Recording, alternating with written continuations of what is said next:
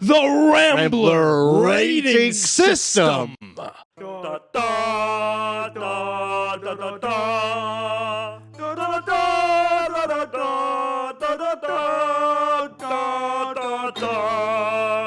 Hello, everybody, and welcome back to another Two to Ramble episode. I'm one of your hosts, Austin.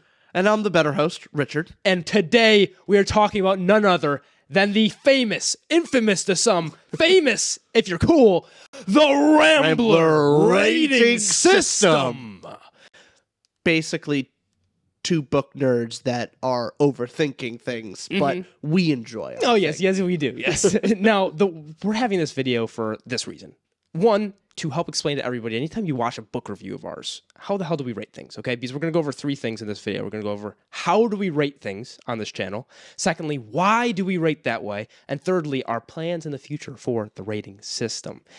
And if you can tell, this video is all about us. Yeah, just us. If you want to hear us ramble about our own thing we made up, well, you're in the right place. I do generally think there's value in, we're going to be talking about the differences in rating systems and how other people rate, how you might rate out there, and maybe convincing you to try this system. And if not even try, just know we've really looked into rating systems. We think we finally got something down that we love it, and we're going to be using it forever. So this is how we rate things, and do we want to just start explaining this and getting into this? Yeah, let's go right into it. Very first thing to explain is we rate using a 1 to 5 star scale. 1 being the lowest, 5 being the highest, and we go to the nearest 0.25. We won't explain why with all this yet. We're just going to say this is how we do it, right? We do 5 stars, 1 to 5, nearest 0.25, meaning we give a 1.75 rating, a 2.5, a 4, all the way up to 5. All that. Make sense to you, Rich? It should by this point. I think we're all following along great. Okay, we got this.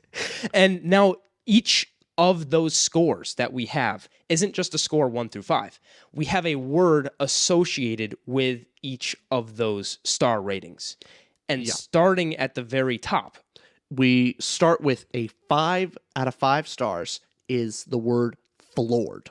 It floored us. Doesn't mean perfect. There's a reason we use the term floored, because there's not, if we're saying the word perfect, it's hard to give 5 out of 5. So if something floored us, we'll give it a 5. Basically, if it gave you that emotion where like you had to just put down the book and like have a moment of like, oh my God, that really did it. Exactly. And if that was your overall thought of the book, maybe there was a singular moment that did it. Maybe you don't want to give it for the whole thing. It's up to you. But that is the emotion and feeling that 5 out of 5 should feel like. And this rating system helps with us because we understand each other, what we mean. So when we give it a 5, we mean it floored us. And then when we give it a 4.5, we say the word spectacular. So it was spectacularly done. You could say, hey, you could use words like incredible, this and that, but we go back to the word spectacular. There's a lot of things you could say are. It allows us to be able to defend, instead of a number, we defend a word. So if I say, hey, I thought this aspect was spectacular, and Austin only thought it was good, he's like, spectacular, really? Like, what about this, this, and this? Would you really say that all this stuff is spectacular? It's something that's a little bit more of a conversation starter, and at least something to actually talk about. And it forces the person rating it to defend the word rather than just kind of an arbitrary number. Because when people are giving star ratings, they can mean different things for other people. It's important for us to be on the same page. So when we're given something, this is what it means. And that now you guys can understand, oh, that's what they mean by that star score. Because then when we go down to 4 stars means great. Yeah. Great job. Great. Great book. Great. Just use the word great. And then 3.5 meaning good. It was a good book. And then 3, since that's in between 1 and 5, 3 is neutral. Dead neutral. There were both good things and bad things. I just felt neutral about it. Then we have a 2.5, which is disappointed. I want to stress that is not like we think it's actively bad. We're just slightly disappointed that there were some things that just didn't work out quite as well as we were hoping to. And the reason we have 3.5 being good, 2.5 being disappointed, not bad, is because we want to use the whole 1 to 5 star scale. Because if we had 2.5 being bad, we would rarely use 2s and 1s, because there's not many things we can say, oh, that's a bad book. Bad's a stronger word to use versus there's a lot of disappointing books where you can go 2.5 stars. I was disappointed. It was not just neutral. I was actively disappointed. Yeah. And then when we say 2 stars, it means bad. No. Not yet. No. Two stars is flawed. Yeah, flawed. Yeah. Two stars means the book was flawed. I have a headache. Forgive me. We're gonna rejuvenate that. We're gonna get there. Back. Two stars for us means it was a flawed book. So not just disappointed. A disappointed book could mean, man, there was so much more I wanted out of it. It didn't work for you particularly, but it's not like it was particularly broken or didn't make sense. And then two stars for flawed.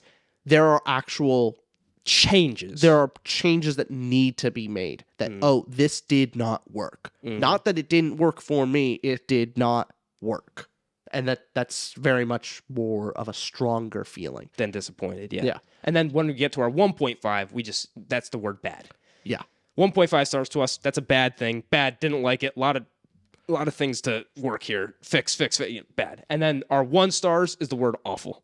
And the reason we don't have 1 being worst of all time, throw it in the trash, literal Satan spawn, is we do want, so 1 star being awful for us is there's few enough books where we could say awful, not for me at all, 1 star.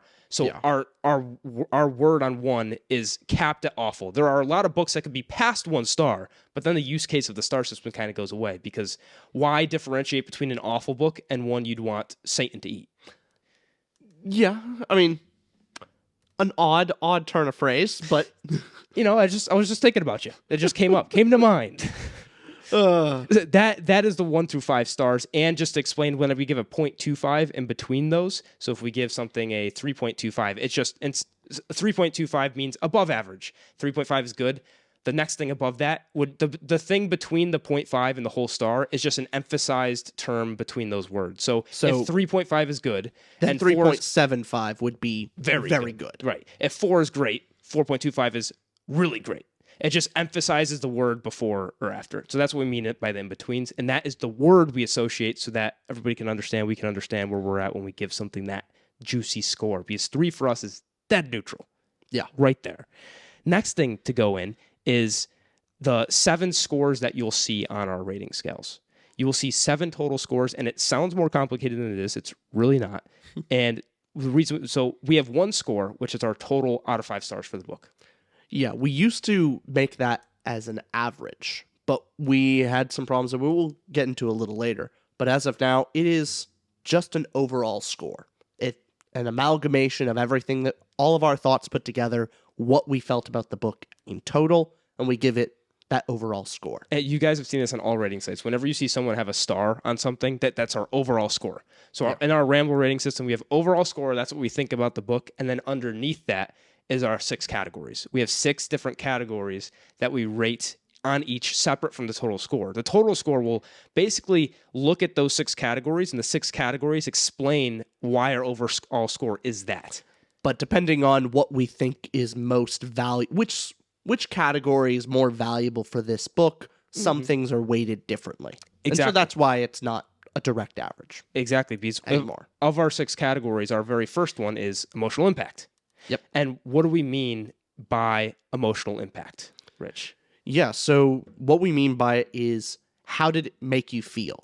If whatever the book was trying to do, if the book was trying to make you laugh, if the book was trying to make you cry, cheer, how is it doing? Or were you tense? Were you horrified? Did you get that emotion? Yeah. And what is the extreme? What's the best that it can do? The best that it can do is the intended outburst of emotion. So when we're giving something a 5 out of 5 for emotion, if the intention was to make you laugh, you're like, you actually laugh. You laughed out loud. Or basically, a lot of this is the intended emotional outburst. So everyone knows, like, when you read something funny on the internet and you like have the, not an actual laugh, but an exhale through the nose, that's not really that's not much of an external physical reaction. Versus when you read a book, you're alone, and most of the jokes you're going to have the exhale through the nose. Yeah. If it's real funny and you burst out laughing, it causes a external physical reaction, the intended one. That is the best a book could do. And the caveat that is, Rich and I are very much vocal. We'll outburst and we'll be like, shit, that book, like, oh, we'll cheer, go, yes, Kaladin. Yeah. We will do that a lot for people that maybe don't have as many outbursts, whatever your top extreme emotion is. Because for your own scale, if you're looking at, hey, the most I get emotional is I'll like really smile. But let's say you never laugh with books. Whatever your top emotion is for the outburst for you, whatever an outburst, like if it intended to make you super tense and you're like on edge reading that book, it did it properly. The 1 out of 5 stars, the worst emotion that could possibly do is that the opposite thing happens, where it intended to make you intense and go, oh my God, what a compelling plot moment, but you cringed and laughed at a moment that was supposed to be serious. If it does the exact opposite of what the book's trying to do, of what you think the book's trying to do, that's where we give it, that's more toward the 1 star. So we're just looking at emotional impact is intended emotion, either uber success, 5 stars, or 1 star, literally the opposite of what it was going for. Yeah. So that's what we mean by that category. That's emotional impact category. Then we have thought-provokingness. That is something that we did change. We used to have this bundled into emotional impact, but we've changed that and split it into its own category. Yeah, we originally had a 5 category system. The sixth category is this, thought-provoking, yeah. Yes. The main thing is this is the overall message of the story. What is this story, what is this book trying to say, and how well that did. So what would be the best that it could do? Right. The messages and themes at the best is life-changing. So your 5 out of 5 stars are a message, whether it comes to that theme could be about mental health, it could be about what makes a human, it could be sci-fi stuff. Whatever message to you is that story that different from emotional impact, like how you're feeling during reading the book, does it give you that intended emotion? The thought-provokingness is more when you leave that book, is it one of those that you always think about and go back to because it had a message or had something that sticks with you? And being life-changing is a message in a story that after you finish the book, you're thinking about it and going, oh, I now see the world differently. That this has changed my thoughts and I can't get this book out of my head. Or even on the addition to that is maybe it's a message you already agreed with and just went, you don't view the world. Oh, you okay? Yeah, I'm good. Rich might die in this episode. So stay tuned. Forget a rating system. We're going to get... Oh, I'm going to sleep right after this. So I need lots of Advil. So for the thought-provokingness as well, it could not be something that changed your mind, life-changing in that maybe it's a message about love, but it makes you more deeply affirmed in, man, that's the thing I think about when talking about whatever message that is. Maybe it confirmed your own ideas, but it now has taken it occupies your mind. It occupies your mind. It's like the chief reason or the chief example that you'll pull from. Everyone has those books that so goes, that's the book right there that if I could explain my personality, like these 5 books, that sure. These are the ones you connect with so much, the message just boom. Yeah. And the opposite of that is offensive. Insulting message. Yeah. Where you disagree with it, the message is wrong, you are opposed to it. Yeah. Or the message and thematic elements are counterintuitive. Like it's going for one thing, but the message doesn't go with where it's self-crippling. It doesn't work. Basically, Communist Manifesto. 1 star on thought-provokingness. I disagree with that message. It's gonna get a 1 star for thought-provoking. We should have the music ready to go. Dun dun dun. What a great song. It slaps, yeah. It slaps. But essentially when you're going for a book and let's say the message is about love. It's a love story and the message is love, yet the end of it is just it's going for a love story, but you look at it and go, wait a second, that's not real love. This is counterintuitive. That's more... It's going like, hey, this is supposed to be about love, but all they're kind of showing they're is like, fling. It's a lust story. Yeah. Yet it's supposed to be about love. Like, oh, this is true love, but it's really like, no, they're not. No. This is not how actual love is supposed to be. Yeah. Whatever. Just an example. So that's how we look at thought-provokingness, messages, and themes, essentially, in that. Yeah. And then our third category of the 6 are characters. Arguably pretty important. Very important. And as we go through these 6 categories, we pick these 6 categories because they cover each element in books that covers this huge umbrella of what you'd rate. Because when the elements that make up a total score and these help explain that total score. Where characters, we're looking at the top, the 5 out of 5 stars are irreplaceable characters, meaning your characters that you can see them as real. They live off the page. They could be a real person. And the main thing is you couldn't really take them out of that story and replace them with someone else. They're essential. Them unique fit only in this story. No one else could replace them. Whether that's a static or dynamic characters have a way easier job at that, where they have flaws, wants, needs. They have all these actions and reactions that make you connect with them and understand who they are. Static characters, maybe they don't change by the end, but they're just so damn compelling and had to be there in this story, and they seem so real. Looking at that, and then at our 1 star, do you remember what our 1 stars are for that? So this is a little bit more complicated. Add to it is our other extreme is nonsensical. Incoherent. Where neutral would actually... So our kind of dead neutral for this would be a character that, yes, is entirely replaceable, but is very understandable and makes sense. So there are plenty of characters like that where, hey, look, completely understand them. They're not broken characters, but totally fine. Very replaceable. The worst thing a character could be would be nonsense. They don't make sense. Their motivations are opposite to how they actually act, and nothing about them makes sense. They make actions that they were set up to not make. For me, a biggest great example, if you happen to have read it, the Alvin Maker series by Orson Scott Card has some of the worst aspects of this. Characters are set up to act very well, set up to make certain decisions, and then they make other decisions that completely breaks their character. It was clearly made as like, oh no, the plot has to have this character do this. Yeah. And yet it makes absolutely no sense. It's the opposite decision, what they would make. It's broken character. If you happen to have read that series, you'll know what it is. And that does the 1 star for you. It's that bad. It's that bad. But you just don't understand a character. That they are incoherent. They don't make sense. That is what we're rating the 1 stars there. And we will explain, after we're going over how we rate everything, we're going to explain why we rate things this way, of course. But going through to plot now, our 4th category. Yep. Plot is looking at, very simply, the 5 stars are very few changes. There's if you change anything, you just keep the book. Not like it is. No changes. That want to make that clear. Yeah, because no changes is a high ask. We're not doing perfection. Sure, we may have very few changes. We're still giving that a 5 star. So that way we can actually still give something that and not be held to like, oh, you think it's perfect? You'd make no changes. That's unrealistic. Whereas the 1 stars are lots of changes. Lots and lots of changes. And almost throw out.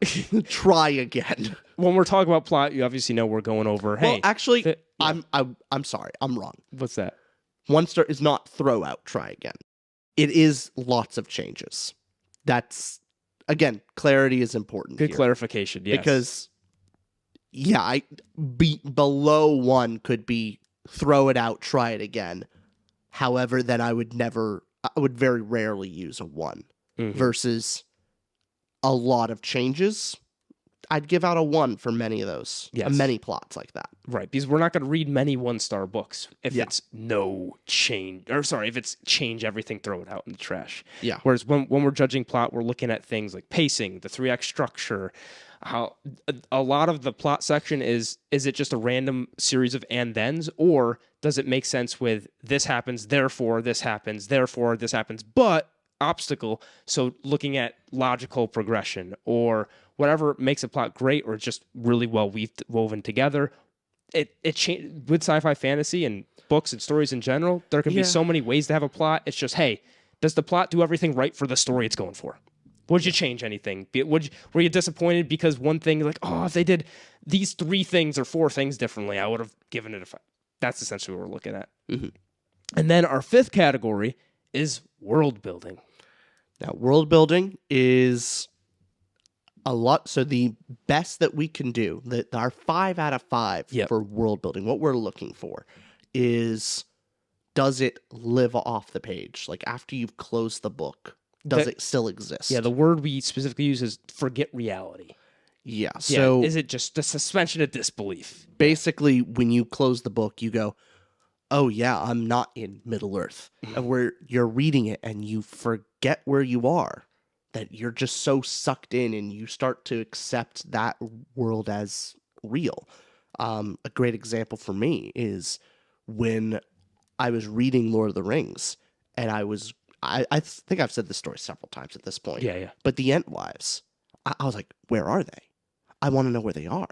And I kept looking into it and going like, well, what about this? And I was just so sucked into the world. I accepted it like it was real.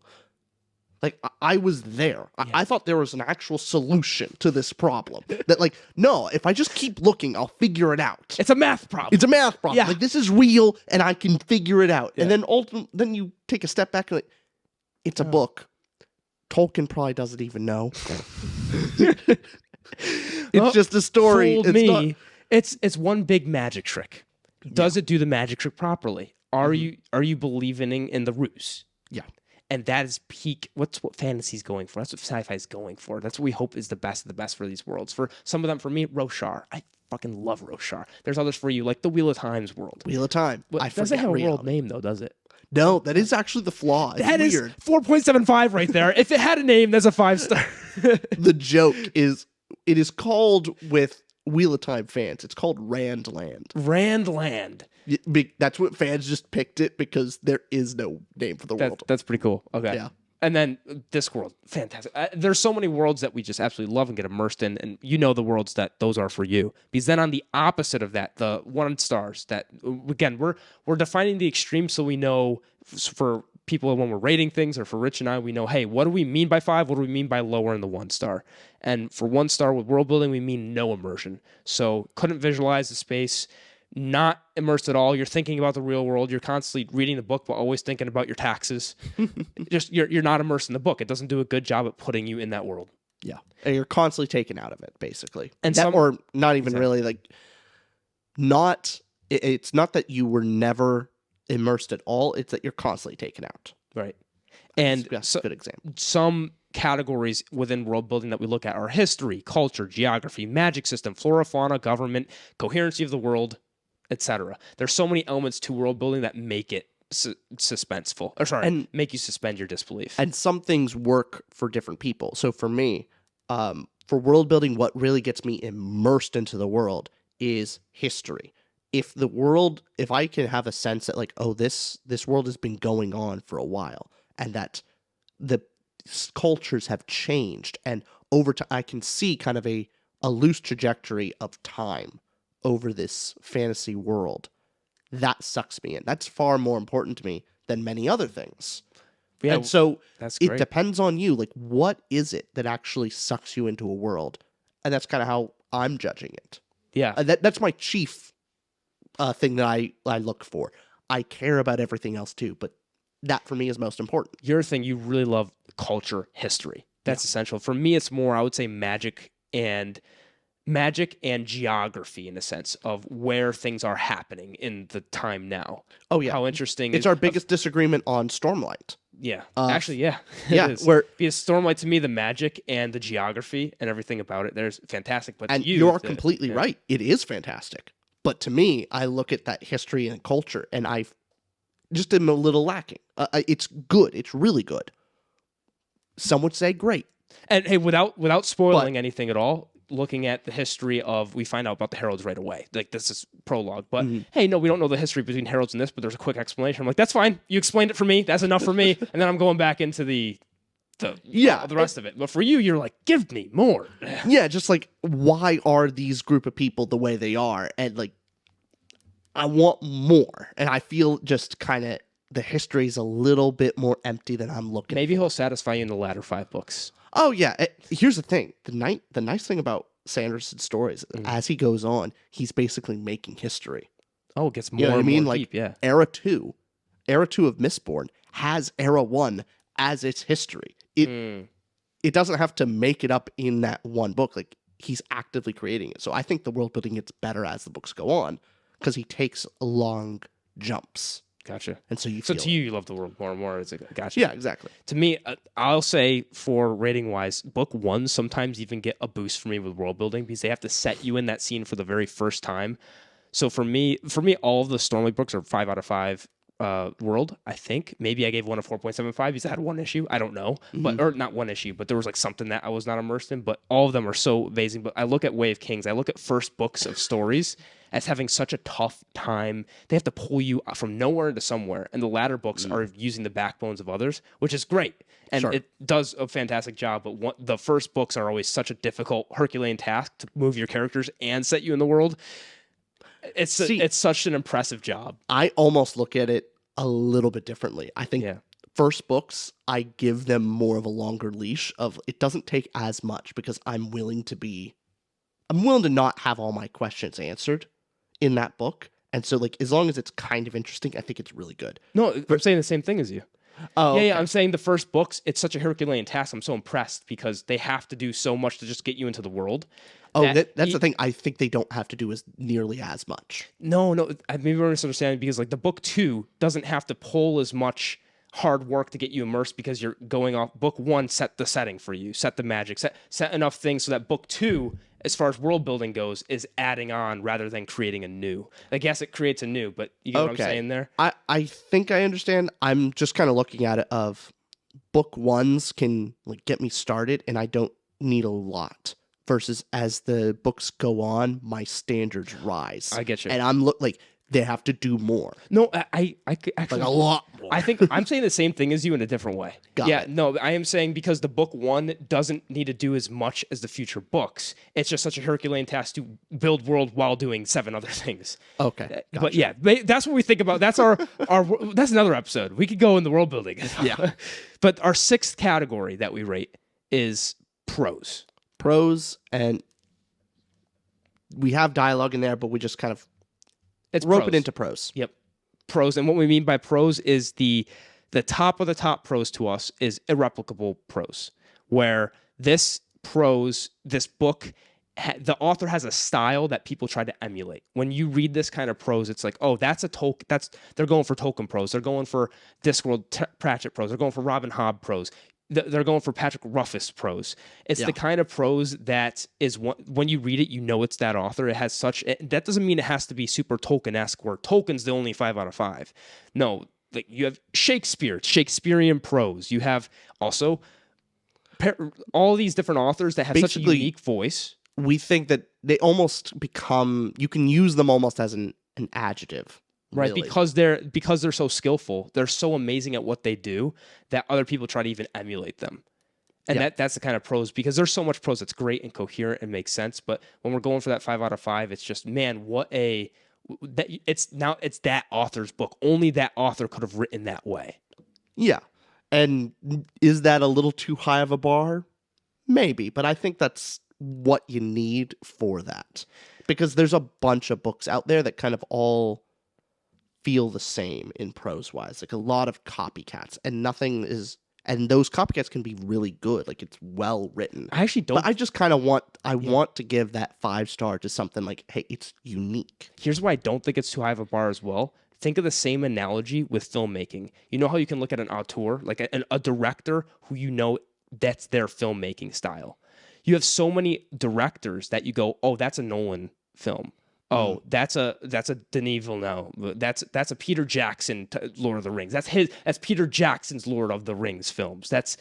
And then you look at a director who has all these styles, where Tarantino has his style of directing. All these directors are 5 out of 5s in their own right, where people try to emulate them because they have their own unique voice or directing style that makes it so compelling. We're just taking that same thing into prose form and going, look at this written word and how they use the skill of language that people want to emulate them. There's something to be...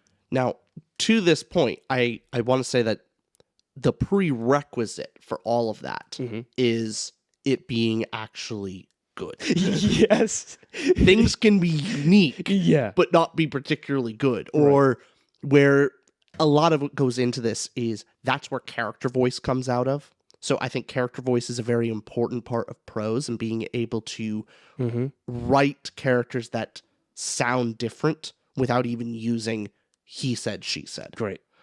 That's a factor. So like I can think of many authors where like, hey, like personally, like with Sanderson, I think Sanderson has really great prose, but there's elements to his prose where like it's, I think, almost unarguable that his size and status in the industry, other people try to copy him.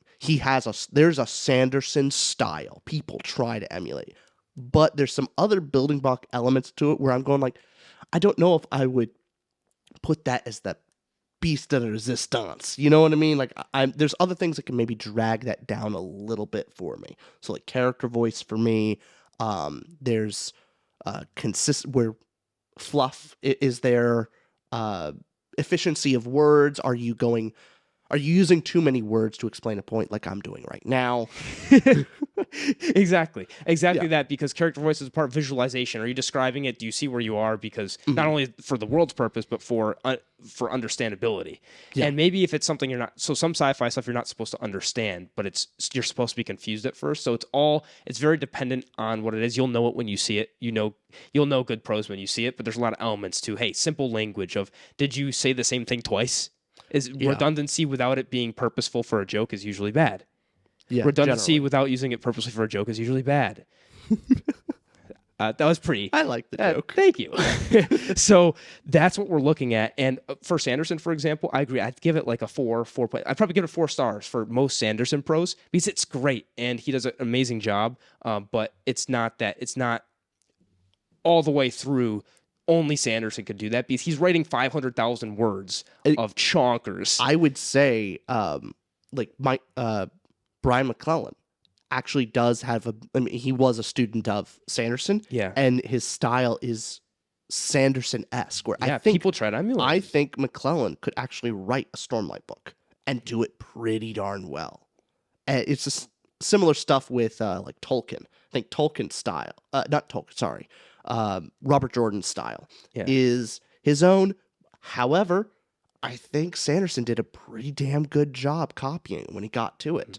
So it's not. Yeah, there's some complexity to it. Could someone pick up and film a Tarantino film? It's just looking at that. So when we're looking at authors, that's their art is their craft, their writing. And we're judging how they do that. And we're just rating that so everyone knows what our scale is at and what we think. So those are our 6 categories that we rate separately from our overall total score. And that's how we do things. One last thing on how we rate things is for these categories, not every book is going for all those categories. There's always the option to rate something NA, not applicable, meaning that a lot of stories and movies you can think of don't go for thought-provoking message themes. Some will have something in there, but if it's not significant enough, like, the power of friendship or something simple, think of a lot of comedies, a lot of horror films, put that in book form, a lot of comedies. Your Need for Speed films. And there's a lot of books like that are simple thriller books, that are simple, just straight up comedy with no message or very little of a message that we won't rate because it's not going for it. It's not important, and we just don't want to drag down where, hey, it's not going for it, and if we had to rate it, we'd have to rate it low because it's not going for much, but we don't want to anyway. So we just don't think it's important enough to rate. Right. There's books I've rated with the characters NA. Not even. Oh, yeah. With This Is How You Lose the Time War, the characters aren't supposed to be a factor. It's just two beings that just are there to show you the story, essentially.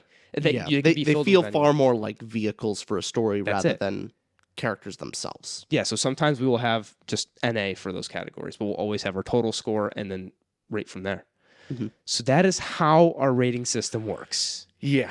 And we love this, okay? We just love talking about it. We love going, okay, this is what this means and this is what this means, our little freaking dorky faces. But now we're going to go into why. The good old Socrates question. Why? Why do we go through all this effort? Why you try? Why do we do this, Rich? And so I have a couple things here. And the very first thing to explain is why do we use a 5-star scale and not a 10-point scale, especially anymore? Yeah, so we used to do 10-point scales, and I think there was a lack of clarity with it. That mainly be due to the American grading system and other grading systems as well. But when you give a 7 out of 10, generally that's kind of seen as a pretty bad score. That's a C. That's 70%. A C, that's close to failing. That's not really that good. Or sometimes we'll see 7 out of 10 as average. Because 7 out of 10 is like, it's an average film, it was an average this. A lot, and that bothered us because we always used Like 5 out of 10 for us was the average. And people did not really see it that way. So like 5 out of 10. That's failing. That's horrible. Failing. Whereas 7 out of 10, you could be seen 3 different ways. Some people see 7 out of 10 as bad because it's 70%. Some people see 7 out of 10 as average because like, oh, an average film should be between 5 and 10. And some people see 7 out of 10 as good because 5 is average. So many people see 7 out of 10 differently that the understandability and how much that it conveyed the correct message to the audience and to each other was just off. Whereas with the 5-star scale, when we have 1 to 5, when we give something a 3, it's mostly understood that's neutral. It's mostly understood that is average. It's between 1 and 5. It's very simple to go 3 out of 5 is looked at more fondly than our 3 out of 5 would translate to the 1 out of 10 scale to a 5 out of 10, which does not translate that well.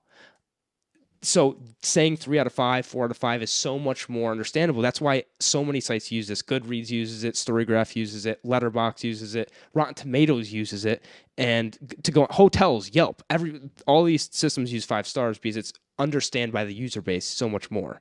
Yeah, especially that when you see that 3 out of 5 stars, you just generally think like, oh, it's okay. Yeah, it's okay. Not even I know what people think, like, hey, wouldn't the actual neutral be 2.5? But no, so for us, like, here's the thing as well. The difference is in a scale of 1 to 5, 3 is in the dead center. If the scale was 0.5 to 5, then the middle would be 2.5. Yeah. But the lowest you can actually go is 1. So when the lowest is 1, 3 is the middle of that neutral scale. Now, if it was 0 to 5, the middle would shift down. But that's why we have 1 as our bar. Because, for example, in the 1 to 10 point scale, the middle of 1 to 10 is 5.5, not 5. In order to get 5 as the middle, you have to have a 0 to 10 scale. So there's so many different middles you can do with a 1 through 10 system is misunderstood. But when you go 1 through 5, it's very easy to understand the middle is 3. Because lowest 1, highest 5, very simple math. It kind of simplifies that scale for you. With also the benefit of it is it still gives enough. Here's the key thing for us with the going to nearest 0.25 in a 5-point scale. It gives enough granularity without limiting ourselves. Because if we could just do whole stars, 1, 2, 3, 4, or 5, it's too limiting. There would be so many 5s, so many 4s. You can't even tell the difference between the two. Whereas we do the 0.25s to also allow us to differ between, okay, there's that having 1 to 5 with 0.25s means there's 17 different scores we can give. Also, we do find it funny to be able to give like those kind of granular scores. Like, actually, it was a 3.25. It just we feel good. It makes us feel good. We know it makes some people laugh. Of like, oh, look at these idiots giving like, oh, they gave the whole score a 7.257. Yeah, you know. We find it funny. It's great, and we do like to have those differences too, because when we're looking back at our ratings, when you start rating with this scale, you can look at, okay, here's my top to bottom for plot, here's my top to bottom for emotion, and you can actually look at the difference to where you'll have enough granularity in your rating scale without just going, here's a bunch of 5s and 4s and 3s, just like just have a wall. Because if you didn't do that, you just have a wall of 3s. Walls. A wall, or most likely a wall of 4s. Yeah. So it allows a little bit more when it has that extra bump for you. Because for me as well, what the scale does with using a star system, it's almost easier to give something 5 out of 5 than a 10 out of 10. Or a 1 out of 5 than a 1 out of 10. Because when you look at the screen and go 5 stars, or when you give something 1 star versus 1 out of 10, it's like, oh, there's 9 higher points than 1. Where the 5 stars, there's only 4 higher stars, so it's a lot more acceptable. And that is mostly psychological. Completely. Because you could still do half and quarter stars, and all those numbers are in between there. But for us, it's mostly just a psychology of looking at it. It is, and the psychology is big because everybody that's looking at it, it's important for people watching to be able to understand what we're trying to get across, or what any rater's trying to get across. And what this helps with us is, hey, we don't have a 100-point scale. We're not rating 1 through 100. We're also not rating 1 through 5. We are rating 1 through 5. We're not just doing 5 points in that scale. There's 17 choices to make. And that allows that granularity with also limiting us enough. So that's why we use that scale. Yeah. Do you have anything to add on to that part? No, it's just also it visually looks good. Most people understand the star rating via Goodreads or everything else. So exactly. And so why, with the Ramble rating system, the whole crux of this is with the categories. Yeah. Now, why do we use those categories? Why do we rate like this? How would you explain that? Basically, it leads to, I think, a good discussion. For us, like when we want to talk about something like, why did you think the book was good? Well, you could just give it, hey, it gave me good vibes. I liked this. But if you're trying to actually put down on paper and actually talk about what made a book good for you, I think if you can talk about each of those 6 categories, you properly understand your own opinion. Well said. That's the biggest thing for me is going through it. I'm going like, hey, I now understand my own thoughts better. And for our discussion, I understand your thoughts a lot better. Because if we were just to give an overall score and then talk about the book, I really wouldn't know what worked for you, what didn't. And it would be a weird hodgepodge of thoughts. And it would be kind of disorganized. And ultimately would just be vibes. Like, I felt this, and so I gave it that. I liked this moment and that moment. This one didn't work for me. Versus, what'd you think about the characters? I thought the characters were great, but the world was subpar. Like, that helps with talking about it.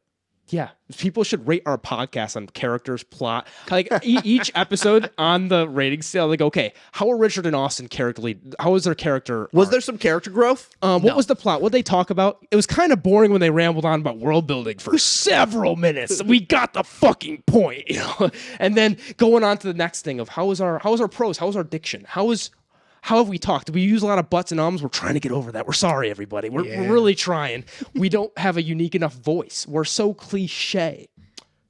Yeah, we're trying our best, but our best ain't good enough. That's why we love this scale for this reason of you put it exactly right. It helps explain what that total score means. And also, if you guys start using this scale, you can look back at all the books you've rated and very easily go, here's what I think the best plots are, or best when you're looking to recommend to somebody. Hey, what are the best worlds? I look at my scale and I go, here's all my 5-star worlds, and go, here's the best worlds. Boom, boom, boom, boom, boom. To me, obviously. Yeah. And also breaking it down like that helps me remember things. Yes. When I look back at it, I can actually. It just helps me remember some of the details of the book instead of just a general overall vibe of like, oh, I thought the book was good. What does that mean? But when I actually have to look back at the score that I made 6 months ago to a year, I look at it and go, oh, I really liked the characters. And that makes me go back to think about it. Like, what did I like about the characters so much? Hey, what did I like about the world? Hey, what I rated the prose pretty poorly. Why? Yeah. That helps me remember it. Yep, and it gives that perfect explanation for your rating. You can look back at years from now. Mm-hmm.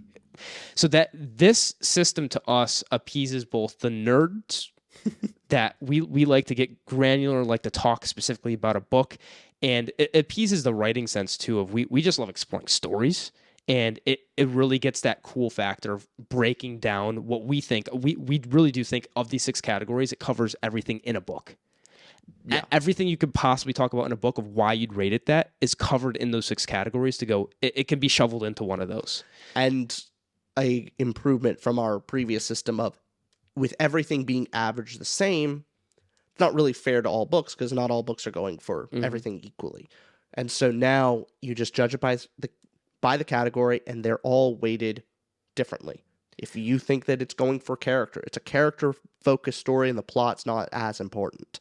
Well, in your overall rating, you could show it that way. But yeah, if the prose is a 3 because it's just fine, but you want to give the book a 5, do that. Because in our old system, we would average those. Mm-hmm. And because what if a book wasn't going for that? Yeah. And honestly, I'm excited to show Bookborn and talk with Bookborn about this because she gave some solid criticism to us. She was right. A long time ago. And she was right. She was. Yeah. She helped us. And I do feel like this system appeases the bookborns of the world and the people who just want to give vibes rating. Here's what it is out of 5. Yeah. Where it allows you to do that with also allowing you to get granular and explain your overall rating. So it helps both the camp that's really wants to get specific about their books, but also the ones that, hey, maybe you want to use this system, give your overall score, and you really only care about rating characters. If that's your thing, you just want to differentiate what your characters and plot is, you could give a shit about prose. Don't NA. But it helps where getting into the whole plan of this as well, where so past how it works, why we do the way we do this. But our plans for the future of this rating system is to have a rating website where we have the Ramble rating system and we can gather all these different categories of books and have an out of 5 total score for the books, but also breaking down with the 6 categories. What books do each of these the best? So when you're in, for me, I don't find Goodreads or really any of these other sites very helpful for me looking for a book. Yeah. It doesn't work as well. I just have to go to my favorite YouTubers and see what they rate something. Versus, I think it would be very helpful to look at a rating site and go, hey, I'm really a world-focused reader. And so I look for what are the top-rated world books. Mm-hmm. Like, what are the top-rated world building? And I can look at that list and I can pick something that I would probably enjoy. And based on those categories or whichever categories are most important to me, I could probably find a better read that I'm looking for. Yeah, we have a lot of ideas to go with how we'd have book reviews with others. We have a lot of ideas behind that, but we really want to get something where we could use this system and have people participating as well to be both helpful, and so we could put our damn scores from our Excel sheet onto that site. That would be super helpful as well, because we have a lot of kinks to figure out. But for example, something I really want to do with it is anything rated a 3.25 or higher for the overall score of the book, kind of like Rotten Tomatoes, where it gets a thumbs up in a way, where there's the out of 5-star scale of you could see if a book is 4.5, 4.57, whatever it would be. But then also you could see how many people approve this book as at least being above average. And you know how Rotten Tomatoes works like that, where it's like, this is 99%, where it helps to go, okay, the vast majority of people approve this book, where The Way of Kings would probably get like a 4.5 total score, but then the percentage rate would be like 99%. Because very few, like 1 in 100 people probably don't like Way of Kings. Yeah. And I think all these things are very helpful when looking for your next read. We take rating systems very seriously. We've thought about this a lot. Yeah, websites also are expensive to build. So don't expect this really anytime soon because there's actual things to work. There are things to work out. Money requires time to build up, and so we'll get there eventually. If you want to give some free labor, DM us. But actually, we are going to be working on this Ramble rating website. It's one of our big projects in the long term. We are excited to get it up one day so that we can put our ratings up there. You guys can participate, and we can say we have a Rambler rating website. Yeah, that's the hope. We'll get there one day. We will. And what do you give this episode out of 5 stars? I think we rambled a little bit in there. Character journey. Well, let's start. Let's go through the whole thing real quick. We'll go out of 5 stars afterwards. So emotional impact. What did you give this out of 5? Oh, that's at least a 2.5. Disappointed? A little disappointed. I'll say 3.5. I thought it was good. You thought it was good? I was happy being around you. I was low energy. I feel like my energy was a little disappointing. That's what made it 3.5. I felt like I was talking to you. I didn't talk over you. No, you didn't bite back this time. It was like, good. He's nice and tame. Yeah. Yeah. I'm having a tough time with words too. So all right. Well, no, we're going through it. Thought-provoking this. Bye-bye, everyone. Bye-bye.